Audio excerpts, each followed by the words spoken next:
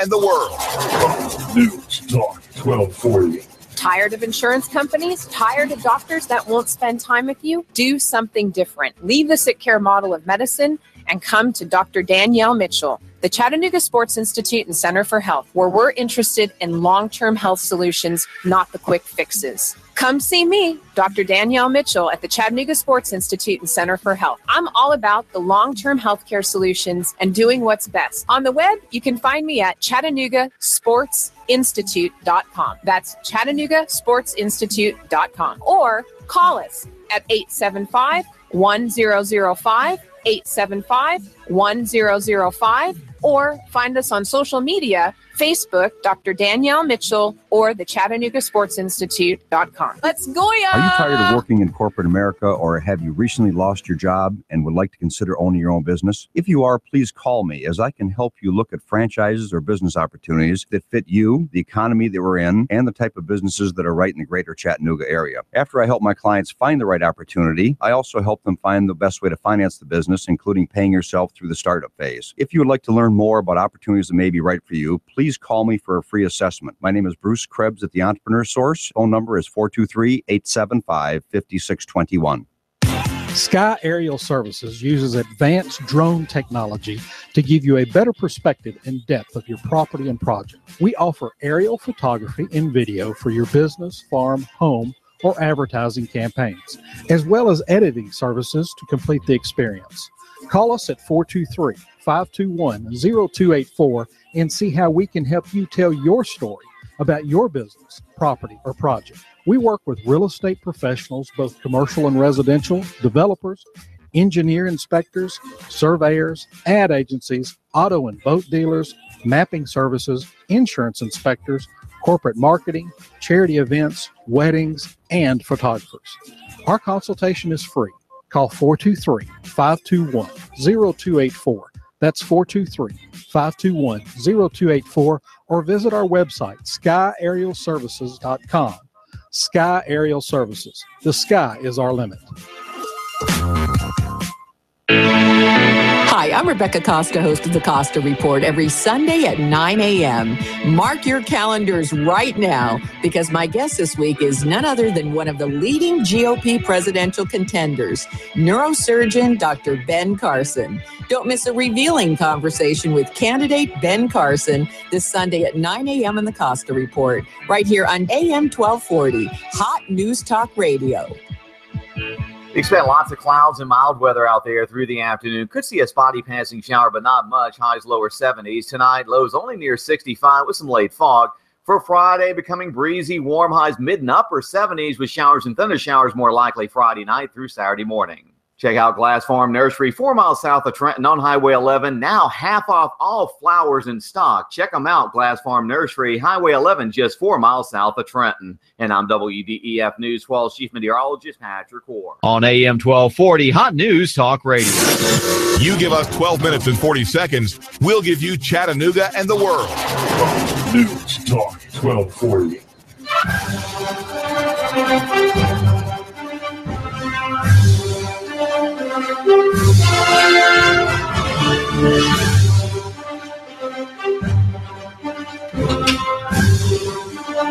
Every week we do our picks here on Clutch with Keon Rose. Mr. Judd joins me.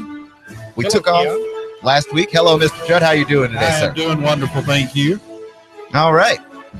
I'm ready for some picks. It's been a little bit, so we just give the people a refresher. Basically, we give the picks. We go over the lines, and we try and see who is the smartest, who has the most wit. Well, I can tell you who that is. We don't even need the lines. Well, okay. We try and use the scientific method here when we go about proving these things. And our only rule that we really have for choosing these teams is that one of the games must involve Texas and Arkansas, because those are the teams that we root for, and the moral quandaries that pop up when our teams are involved. Nice way of putting that, the moral quandaries. Exactly. So we're not going to waste any time. I was talking to Bill about some of these games too. You did really good. I like him. He's a great guest. Mm-hmm. He is a great guest, and he's on every Thursday. Thursdays with Bill. Thursdays with Bill. That's the segment. So we're going to start with Baylor and Kansas State, because that's the game that's coming on tonight. Right. and it's at K-State. It's at Kansas State. Baylor is a 17-point favorite. Seth Russell, who was, he's kind of a Heisman candidate dark horse for many people. He had a neck injury. He's not going to be playing. Instead, he's replaced by Jarrett Stidham. And it's going to be interesting to see how Baylor goes about playing this game. This is one of the smaller lines they've had this season. Right. I think Baylor wins. I think they cover. I think we could put you in at quarterback at Baylor, and I think they'll be okay. I think it's their system, not as much as their players. I think so too. They spread you out a lot. A lot of those throws are very open.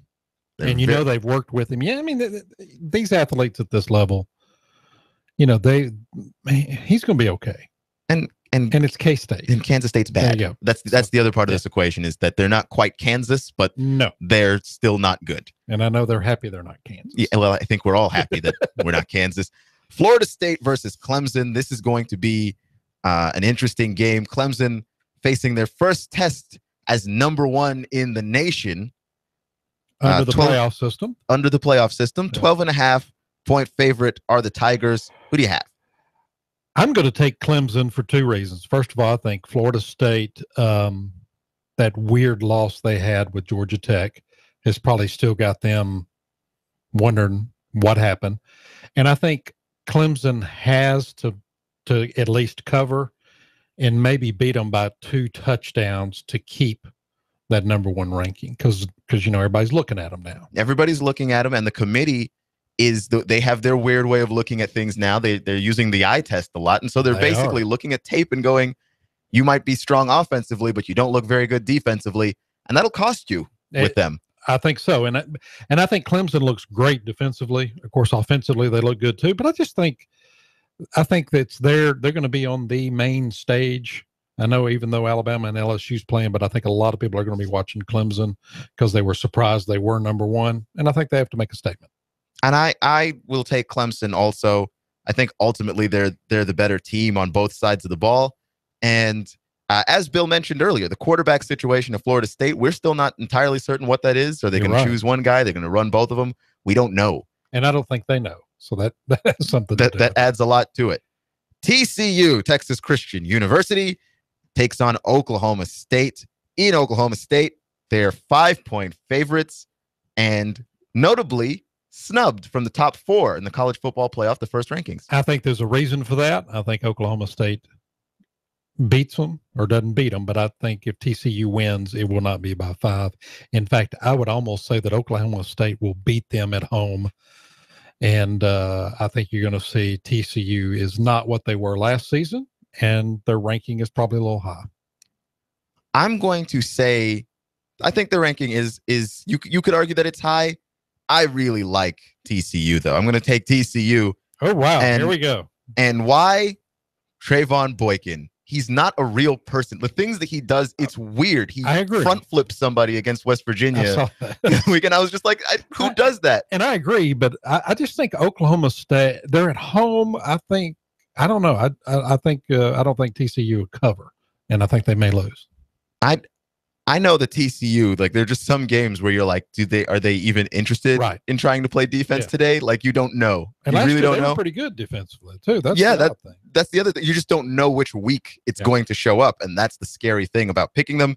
But I'm going to pick them anyway because I like Boykin a lot, and he's my Heisman Trophy candidate. And there's some bias there. You have to have it. There is some bias there. I'm not going to lie. LSU versus Alabama. This is probably one of the great rivalries. These games are always weird. They're sometimes bizarrely high scoring. Sometimes they're weirdly low scoring. 5-2 or something. Yeah, something weird like that. Or, one extra point gets missed and that's the team that loses. Right. You just don't know with these two teams, and they both have amazing running backs, and they both look pretty identical in terms of how they play. Because their quarterback, you never know what quarterback's going to show up for either team. I think Alabama's a little better defensively, but I think LSU's a little better running the ball. I'm going to take Alabama. I think Alabama is another team that needs to make a statement. They need to win by 7 or more, just because they're on that bubble. I mean, they're at 4, but they could slip off real easy. They can't afford another loss. LSU maybe could lose this game and still make the playoff. I don't know, but I think this is probably an elimination game, especially for Alabama. Maybe not LSU as much. It is LSU, because that loss to Ole Miss for Alabama just is not holding up as time goes on.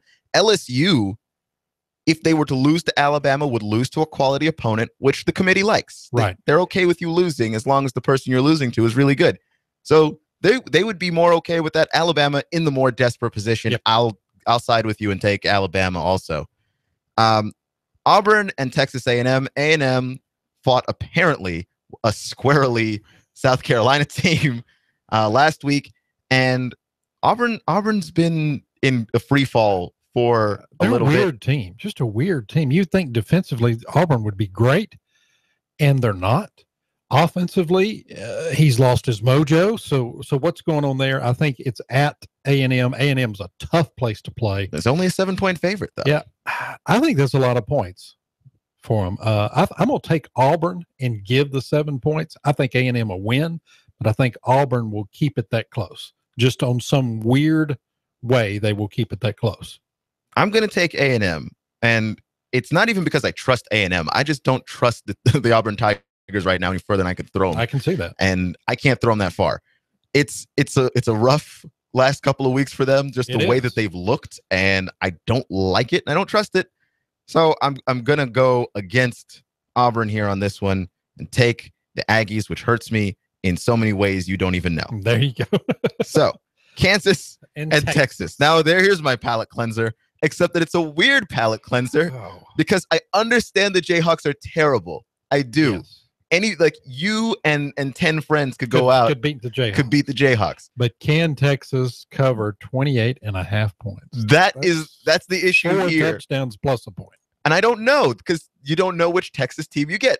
I have to take Kansas. Well, okay. Yeah, you know what? I'm just going to head. I don't even know why I asked you. Again, I'm just going to put your name down by Kansas. I don't even care what your rationale is. Points. Yeah, I think it's too many points, and I think Kansas, at least, I don't think they win, but I think they make it hard for Texas to cover. I'm going to go with, this is the Texas that faced Kansas State, and take Texas. That's the team I'm going to choose to believe exists in this world. Kansas is so bad in every part of the game. Special teams, defense, offense.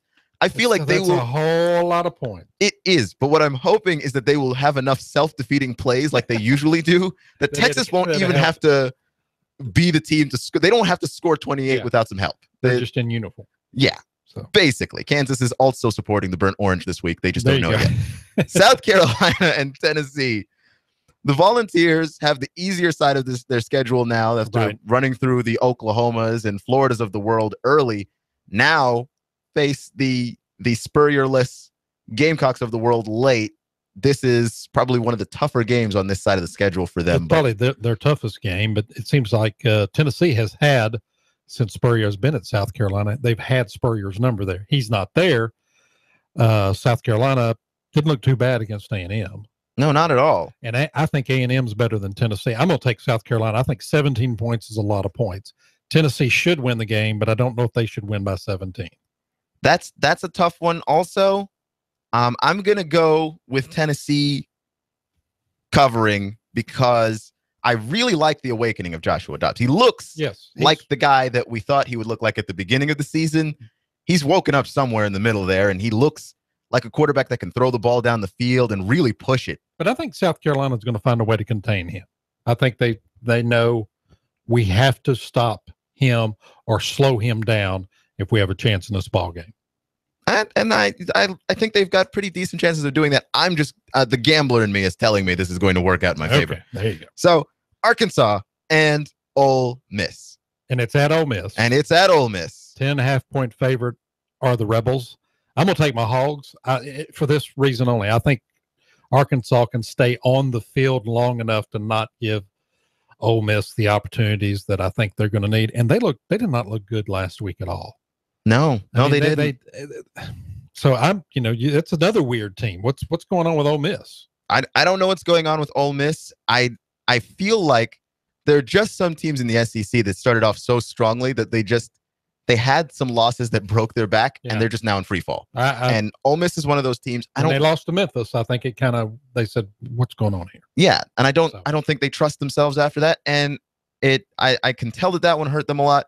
Also, they just haven't looked really put together on defense not at all. Since the Alabama game. It's been a while. People have just been running through them. They've still got to play LSU and Mississippi State. So that's an interesting schedule they have. Good luck. Good luck with that. I'm going to go with your Hogs and also. I guarantee you, every Alabama fan is now an Arkansas fan. And LSU's their Arkansas fan. Basically, just let Arkansas clean up the rest of the mess here. We don't have to try as hard. I'm going to go with Arkansas also. I just have some trust issues with Ole Miss, and I just don't like the way they've looked lately. Texas Tech versus West Virginia. The Mountaineers are 8.5-point favorites. Yeah, that's kind of odd. I figured that would be a 3-point game with maybe giving West Virginia that nod because they're at home. Texas Tech, that's another weird team. They look great, and then they just fall apart. And they have their head coaches. This is his first season. No, second season. Second season. They're a little ahead of schedule. They're way ahead how good that they've looked this season. And West Virginia, I think that's too many points. I'm gonna take Texas Tech. I'm gonna take West Virginia. I really think that West Virginia is like Baylor light. Dana Holgorsen likes to do the same thing, spread them out. He just hasn't had the quarterback to do it, and he doesn't have. Texas Tech does the same thing too. So this should be interesting. It's going to be score. Oh yes, both of these teams could score. You saw the Texas Tech TCU game. That was a bizarre game in which nobody played defense of any kind. And let me tell you, it was exciting, but it was odd. It was odd. But I'm going to take West Virginia. I really do believe in their offensive system, and I think Dana Holgorsen's slightly better coach. Kentucky versus Georgia. Georgia coming off of a loss that makes none sense. None. Because they looked bad. They looked bad. They ran Bauta out there. I mean, their 3 losses, they have looked terrible. You've got Grayson Lambert. He hasn't played amazingly this season. But at least he can throw the ball without skipping it to the receivers. Correct. Maybe Bauta didn't know that you don't throw the one hoppers. The goal's not to hop it to the apparently. And I thought, maybe if they're going to play Bauta, they'll run the ball a whole lot more. No, he threw the ball 33 times. What? And Kentucky's not a bad team. I know they've had some pretty losses here, and Tennessee made them look ugly, but Kentucky's still really good. They are. It's at Georgia, and Georgia seems to struggle at home sometimes. So I'm going to say Kentucky. I think Georgia wins, but I don't know if they cover the 14. I agree entirely, which brings us to our last game here, Mississippi State versus Missouri. I think the Bulldogs handle them well. I'm going to take the Bulldogs also. I think Mississippi State's a lot better than people think. Missouri had the thing where Matty Mock, he was suspended, then he came back, and the day that he was reinstated, he gets into a bar fight, and he's out again. I mean, how badly do you want to play football? And what is he thinking? I don't know. Oh, you get a second chance. Well, here we go again. I don't know. Does Matty Mock think? I think that's the better question here, because I think this is a good lineup. I'm looking forward. This is going to be a good weekend of college football. Good slate of games. I'm excited. I know you're excited. Absolutely, I am. And to see Arkansas go up against a team like Ole Miss, that's gonna be a nice game. And Arkansas where has LSU left, they have Missouri left, and they have Mississippi State left. So, which I feel bad for anybody who has LSU left, because especially if they've lost Alabama, they're not going to be happy. They're not going to be happy, and they're going to know that they need to win out. Mm-hmm. And and that's the reason why I like that we've got 4 teams that you can. That's it. There's just so much that can go wrong with all of this. But thank you, Mr. Judd. Welcome. A pleasure being here as always. Keon. Thank you for joining me. As always, Mr. Judd and I do our picks every week. So tune in to Clutch with Keon Rose every Thursday. We've got Thursdays with Bill, and then Mr. Judd and I do the picks. And we're going to be talking about the Tennessee Titans, Ken Wisenhunt, Marcus Mariota. Why are the Titans like the Redskins? Next. You give us 12 minutes and 40 seconds, we'll give you Chattanooga and the world. News Talk 1240. Are you tired of feeling like just another account number to your financial advisor? Try something refreshingly different. Call Edward Jones Financial Advisor Patrick Neal in Hickson at 870-7894. Edward Jones. making sense of investing. Member SIPC. We've got a table here at Delia's in Saudi Daisy, ready to delight in a plate of authentic Mexican food. Delia's spreads a rich selection: loaded nachos, crazy chicken, homemade tamales, maybe the enchiladas with beef, chicken, pork, quesadillas. Every dish beautifully pictured on the menu to help us decide. Join us for lunch or dinner. We're at Delia's in Saudi Daisy on Dayton Pike near the Thrasher Light. Here's dinner. Delia's uses the freshest ingredients, cooked to perfection. Nachos, homemade. Delia's open every day except the Lord's Day. For lunch and dinner, treat yourself to Delia's genuine Mexican food. In Saudi, call 521-7145. That's 521-7145. Social media, we're on that. Hot News Talk Radio on Facebook, at Hot News Talk Radio on Twitter. Download the TuneIn app and follow us anywhere at any time. AM 1240, Hot News Talk Radio.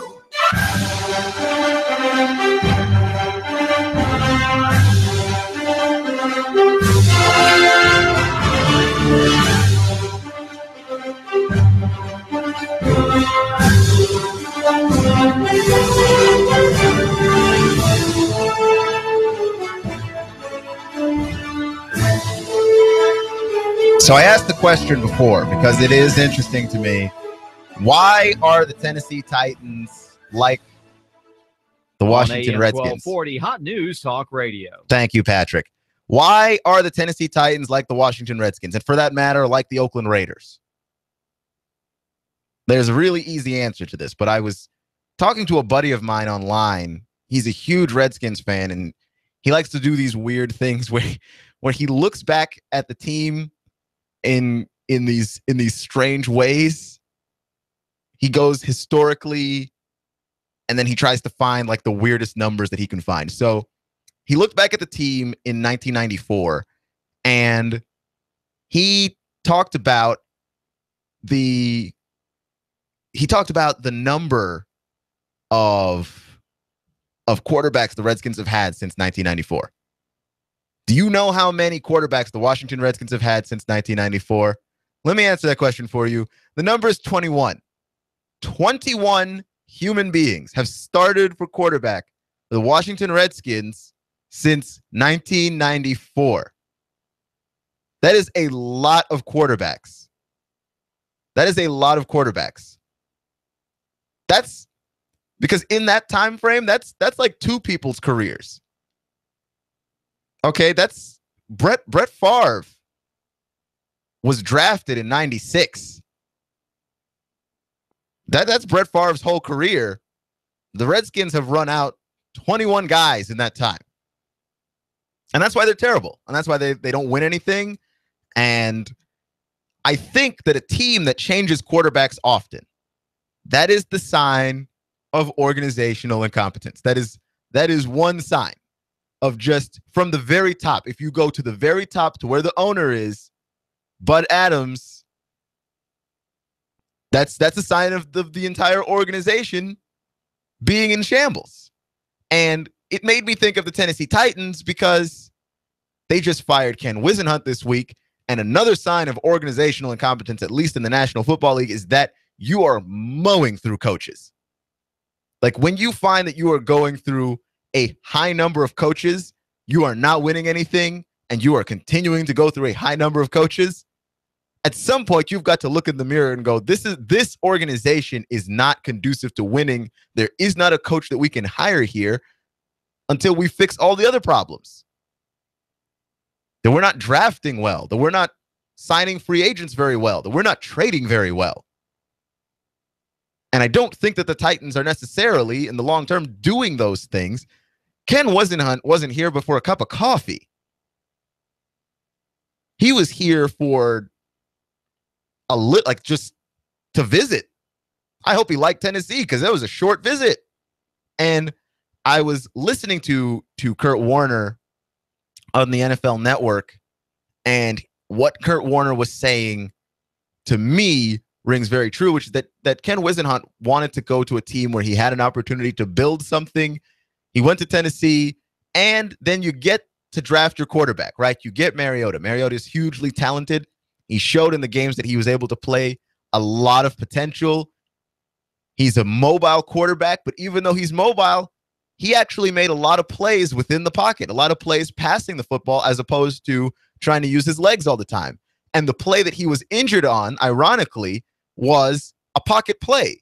A defender just went too low, hit him below the knees, which you're not allowed to do, which is a penalty. And Mariota sprained his MCL, and he's missed games. But that's not really his fault, and it's not Wisenhunt's fault either that Zach Mettenberger is awful. He wasn't here for very long, and he didn't draft Mettenberger. Do you know how many quarterbacks the Titans have had since 1994? Because I was like, oh, man, I know that I didn't know off the top of my head that the Redskins had 21 different quarterbacks since 1994, but I knew it was a number that was close to that large. I didn't realize that the Tennessee Titans have had 19 different quarterbacks since 1994. 19 completely separate human beings have played quarterback for the Tennessee Titans since 1994. Some of them have been good. Most of them have not been, which I imagine is why there have been 19 of them. Billy Joe Tolliver, Cody Carlson, Bucky Richardson, Chris Chandler, Steve McNair, Will Ferrer, Neil O'Donnell, Billy Volek, Matt Mock, Vince Young, Kerry Collins, Rusty Smith, Matt Hasselbeck, Jake Locker, Ryan Fitzpatrick. Jake Locker is on this list twice. Charlie Whitehurst, Zach Mettenberger, and this season, Marcus Mariota. That is a lot of quarterbacks in a very, very relatively small amount of time. And not one of those guys outside of McNair came close to being someone you could call a franchise guy.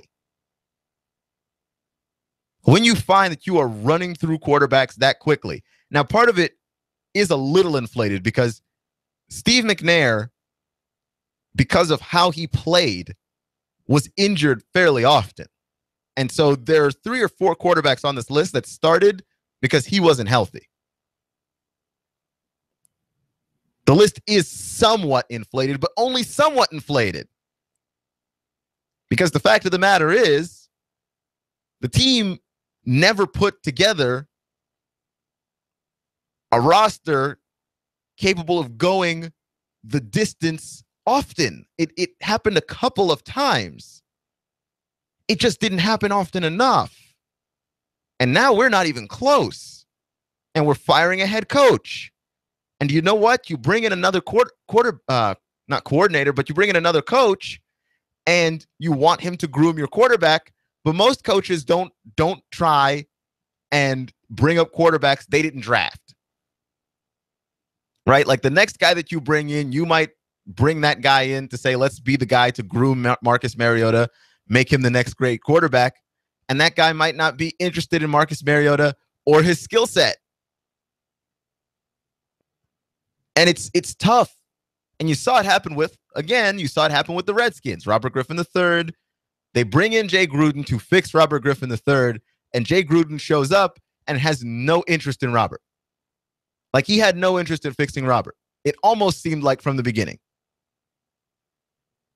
And if you bring in another person to groom Mariota, bring him along, show him the NFL ropes, there's no guarantee that that person is going to be interested in Marcus Mariota, and you have a decision to make. You could try and move on from Mariota, but why? You drafted him with the 2nd pick in the draft.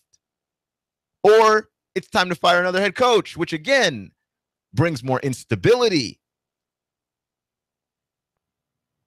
It brings along instability, and honestly, you don't need that. In the long run. The instability is 2 things. Instability is both a byproduct and the cause of not winning.